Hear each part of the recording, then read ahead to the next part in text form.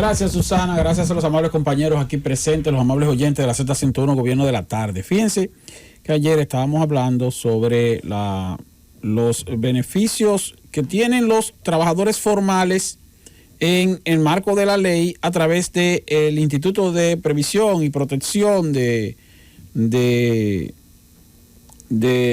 accidentes laborales, el IDOPRIL. Bueno, y entre los beneficios está lo que se conoce como la pensión por sobrevivencia. Pero la pensión por sobrevivencia también está incluida en el plan de pensiones normal que tienen los trabajadores, que pagan los trabajadores a través de las AFP. Entonces, la Asociación Dominicana Administradora de Fondos de Pensiones, y así lo dice también la Superintendencia de Pensiones, han informado que hay una cantidad de miles de trabajadores que han fallecido, que tienen derecho sus familiares a una pensión por sobrevivencia y que no han ido a hacer la reclamación correspondiente para entregarle su pensión por sobrevivencia. Y a veces se hace referencia a que, bueno, se producen tranques ahí que entonces se interpretan como trabas que ponen las AFP o que pudiera poner el IDOPRIL, porque si se trata de los requisitos son iguales. Si la pensión por sobrevivencia va a darla la AFP o la va a entregar el IDOPRIL, en caso de que la persona haya muerto por un accidente laboral. Porque si el empleado murió en un accidente laboral o por una enfermedad laboral, la pensión por sobrevivencia se recibe a través del IDOPRIL. Y lo que tenga acumulado en la AFP se lo entregan. Yo lo dije eso ayer. Si es por un accidente, una muerte por una causa diferente a un accidente laboral, entonces la pensión por sobrevivencia se le entrega a través de la AFP. Y esa pensión, independientemente de la cantidad de tiempo que tenga ese trabajador, si ese trabajador nada más tenía 5 años cotizando, la pensión no puede ser menor a un 60% del promedio de su salario de los últimos 3 años. O sea que si tenía 20 años cotizando, pues, le puede salir más de un 60%. Vamos a suponer, pero fíjese bien, no puede ser menor de un 60%. Quiere decir que es mayor el promedio a lo que recibiría de pensión si está vivo y cumple los 30 años de cotización normal, porque el promedio de la tasa de pensión aquí está más o menos un 48, 49% de tu salario cuando te retires. Sin embargo, si es por muerte, la pensión por sobrevivencia, independientemente del tiempo que tenga cotizando, que se le asigna a los familiares directos herederos, es de no menos de un 60%. Ahora, la pensión es una sola. Y esa debe ser una de las razones por la cual hay tantas pensiones que no se han solicitado. O sea, tantos trabajadores que han fallecido cotizando a la Seguridad Social, que estaban afiliados a AFP y que la familia no ha ido a retirar o a formalizar la pensión. Porque la pensión es una sola. Y entonces la ley establece que la pensión se le entrega o la reciben el cónyuge o la cónyuge del trabajador o la trabajadora fallecida, los hijos menores de 18 años, los hijos de 18 a 21 años en caso de que estén estudiando y no se hayan casado, también se incluyen. Si tenía un hijo discapacitado, el trabajador, entonces la pensión es de por vida. Si no tenía un hijo discapacitado, entonces la pensión es hasta que los hijos cumplan la mayoría de edad. O sea, y si no tenía hijos, si nada más tenía su cónyuge, entonces hay un límite, se le da la pensión de por vida si la esposa tenía más de 60 años, más de 55 años, y tenía menos, dura una cantidad de años específicos, pero esos son los tiempos de vigencia de la pensión. Ahora, como es una sola la pensión, imagínese el trabajador que tenía su esposa y tenía 2 hijos con la esposa, menores de edad, cotizando a la Seguridad Social, y su esposa. Pero aparte de eso, el tipo tenía una querida. O tal vez dio un par de ¿cómo se dice? De canita en el aire y tiene 3 muchachos más fuera de matrimonio, en la calle, como le dicen. Hijos de la calle, como le dicen despectivamente. Pero son menores de edad, él lo declaró y están incluidos en el plan de seguridad social. Están incluidos como sus hijos legítimos. Entonces tiene 3 hijos fuera de matrimonio, 2 hijos con su esposa, tiene a su esposa, posiblemente la esposa y la mamá de los otros 3 hijos son enemigas, que no pueden ni verse, y el tipo se muere. Pero aparte de eso, tal vez el tipo dejó a otra mujer que está embarazada. Posiblemente. Entonces murió. Hay una embarazada de 4 meses. Hay 3 que son menores de edad que están fuera del matrimonio. Hay 2 que están en el matrimonio y la esposa. Entonces la esposa va legítimamente a reclamar, a solicitar la pensión. Pero ¿cuáles son los requisitos para la pensión? Porque es una sola pensión, pero una sola pensión para todos los beneficiarios menores de edad. Tienen que traer las actas de nacimiento, la acta de nacimiento suya, como cónyuge, viuda o viudo.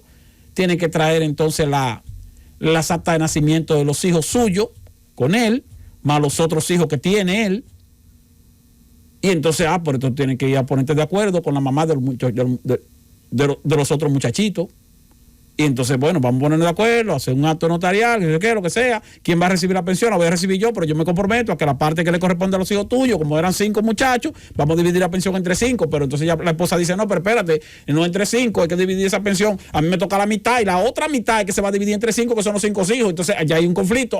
Mientras tanto, pues entonces no, yo no voy eso no se va a dar. Y la AFP dice, bueno, como tú no me has traído todos los documentos correspondientes, yo no te puedo dar el procedimiento para la pensión. O sea, fíjense el conflicto. Pero luego está también la otra situación. Asuman ustedes que se pongan de acuerdo. La señora, los niños de la otra señora que ella que no estaban dentro del matrimonio. Y bueno, muy bien, solicitaron la pensión.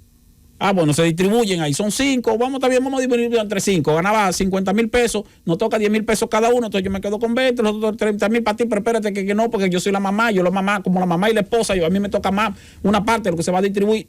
Se pusieron de acuerdo, finalmente se pusieron de acuerdo. Cuando nazca el otro muchachito, hay que volver otra vez a la AFP, porque entonces al otro muchachito hay que incluirlo, y hay que incluirlo también con parte equitativa, o sea, dividir entonces entre la cantidad de hijos ya menores con el nuevo que nació para entonces entregárselo. Entonces, todos esos procesos de ponerse de acuerdo y de llegar al entendimiento correspondiente representan una traba. Y muchas veces, hay veces que hasta por un asunto de resentimiento o de lo que sea, que la mujer de repente diga, no voy a solicitar nada, para que nos quedemos todos sin nada y nos quedamos todo el mundo sin nada, porque total, si la mamá de esos muchachos, la otra mamá de los muchachos vivía importunando aquí en la casa, vivía llamando, ponga usted que sean enemigas, lo que le dijo.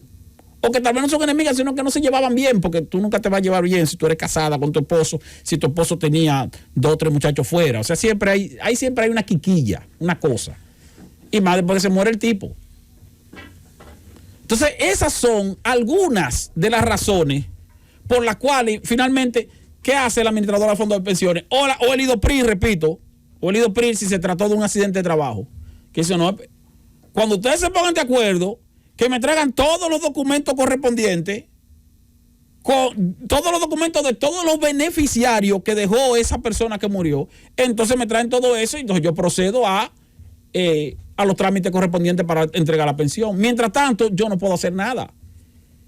Entonces, por eso tú ves que de repente la viuda va y busca tal vez asesoría legal y el asesor legal viene y le dice, sí, mira, ven, vamos a echar ese pleito, pero el problema es que hay que llenar los requisitos.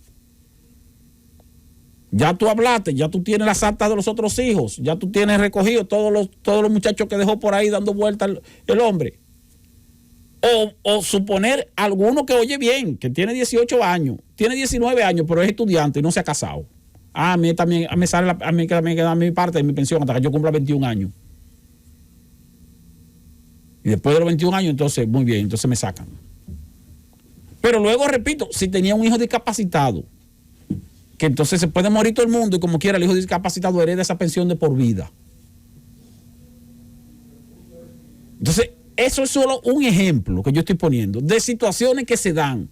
Porque todo el que tiene, el que se le ha muerto un papá o una mamá que dejó algo, y ese papá o esa mamá tiene varios hermanos, sabe lo complicado que es un proceso de formalización para la ejecución de una herencia. Eso es un dolor de cabeza.